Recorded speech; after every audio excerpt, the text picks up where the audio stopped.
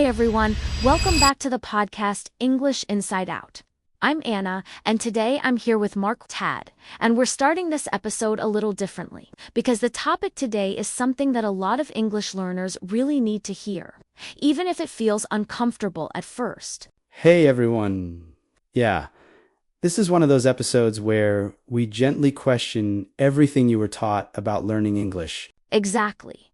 So if you've been studying English for years, following the rules, doing the exercises, memorizing grammar, and still feel stuck, this episode is for you. And just to be clear, from the beginning, we're not here to say that traditional English study is useless. Not at all. But we are here to say that for many learners, it's not enough, and sometimes it's actually the reason they feel blocked. Because traditional study often prepares you to know about English, but not to use English. Let me ask you something. Have you ever felt like, English, but you can't use it? Like you understand grammar rules. You recognize vocabulary. But when it's time to speak or understand real English, your mind goes blank. And then you think, I need to study more. So you go back to grammar, books, exercises, and explanations. And the cycle continues. Traditional English study teaches you one dangerous idea, that English is something you master before you use. But that's not how language works. You don't learn to communicate and then communicate. You communicate to learn. And when learners wait to feel ready, they end up waiting forever. So here's the main idea of this episode. You don't need to stop learning English. You need to stop learning it the traditional way. Because traditional study focuses on correctness, but real communication focuses on clarity. And clarity doesn't require perfect grammar. Think about how you learned your first language. You didn't start with verb tenses. You started with needs. Wanting something, explaining something, reacting to the world. Grammar came later. Understanding came first. In the next part, we're going to talk about why grammar-based study feels productive, even when it's not. And why so many smart, dedicated learners stay stuck for years. If you've ever felt like you're studying a lot but progressing very little, stay with us. One of the reasons traditional English study is so popular is because it feels productive. You open a book, you study a rule, you do an exercise, you get it right. And your brain thinks, great, I'm improving. Yeah, grammar gives you something very concrete. Right or wrong, correct or incorrect. And for many learners, that feels safe. But here's the uncomfortable truth. That feeling of progress doesn't always translate into real ability. You can understand rules perfectly and still freeze when someone speaks to you in real life. Grammar-based study gives you a sense of control. You feel like English is predictable. Like if you learn enough rules, you'll be fine. But real communication is messy.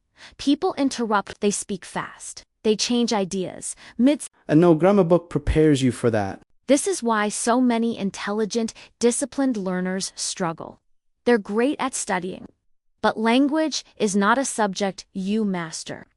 It's a skill you live. And skills grow through use, not explanation. Imagine someone who wants to learn how to play the guitar. They read books about music theory. They memorize chords. They watch tutorials, but they never actually play. Would you expect that person to feel confident playing in front of others? Probably not. English works the same way. If traditional study hasn't worked for you, it doesn't mean you're lazy or incapable. It usually means you were trained to prepare instead of participate. In the next part, we're going to talk about what does help learners break free from this cycle. And how to start using English earlier, even before you feel ready. So let's talk about what actually works. If traditional study is about waiting to feel ready, real language learning is about starting before you are ready. And that idea scares a lot of people. Yet because most learners think if I start using English now, I'll make mistakes. And they're right, they will. But mistakes are not a sign of failure. They're a sign of movement. If you're making mistakes, it means you're actually using the language. And the truth is, you don't become confident and then speak You speak, and confidence follows. Another big problem with traditional study is that it isolates English from real life. Textbooks create a version of English that is clean, slow, and artificial. But real English is everywhere. Podcasts, videos, conversations, social media. And your brain learns much better from real input than from controlled examples. When you expose yourself to real English regularly, your brain starts to recognize patterns automatically. You stop thinking about grammar rules and start feeling what sounds right. That's how fluency is built. Not through memorization, but through familiarity. Using English doesn't mean giving a speech. It can be small. Listening without translating. Repeating phrases, writing short messages. Thinking in English for a few minutes a day. Those small actions train your brain to treat English as a living language, not a subject. You don't need to be perfect to communicate. You just need to be understandable. And understandability grows with use. In the next part, we're going to talk about how to change your daily English routine without adding more hours or pressure. Because learning differently doesn't mean learning more. One thing we really want to make clear here is that studying English differently doesn't mean turning your life upside down. A lot of learners think, if I stop studying the traditional way, I'll need hours every day to replace it. That's not true. Yeah, most people don't need more English in their lives. They need better English experiences. And usually, that means replacing, not adding. Instead of 1 hour of grammar, you might do 20 minutes of listening to real English. Instead of exercises, you might repeat phrases from a podcast or speak out loud to yourself. And that already changes everything. Think about what you already do. You scroll on your phone. You watch videos.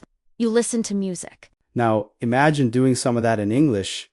Same chimey, different language. That's not extra effort. That's a smarter routine. Your brain doesn't learn from intensity. It learns from frequency. 10 minutes every day is much more powerful than 2 hours once a week. Traditional study often leads to burnout because it's heavy and disconnected from life. Natural exposure feels lighter, so people stick with it longer. Here's a realistic example. You wake up, you'll listen to 5 or 10 minutes of English while getting ready. Later in the day, you repeat 1 or 2 useful phrases you heard. And that's it. No pressure, no perfection. Just contact with the language. Many learners feel guilty when they don't study English. But listening, noticing, and using English is studying. It just doesn't look like school. And that's a good thing. In the final part of this episode, we want to bring everything together.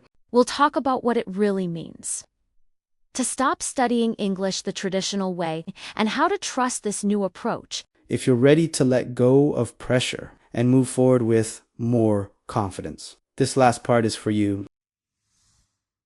So when we say stop studying English the traditional way, we're not telling you to stop learning. We're telling you to stop learning in a way that makes you feel stuck, tired, and frustrated. Yeah, because learning English should not feel like punishment. It should feel like connection, like curiosity, like progress, even when it's slow. Traditional study often teaches you to focus on what's missing, what you don't know, what you did wrong, what you still need to fix. But real progress starts when you focus on what you're already doing right. Here's an important shift. Stop seeing yourself as someone studying English. Start seeing yourself as someone who uses English. Even if that use is small, even if it's imperfect.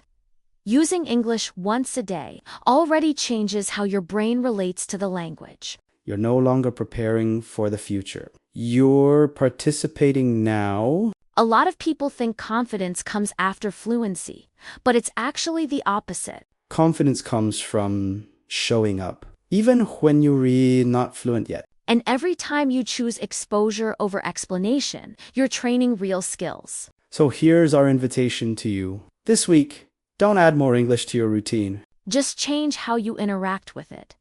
Listen without pausing. Speak without overthinking. Notice patterns instead of rules. Let English be something you live with, not something you fight against.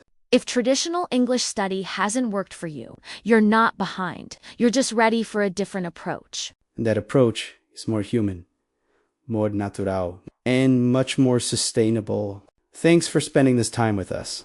If this episode helped you, take it as permission to learn differently. And we'll see you in the next episode. Bye, everyone.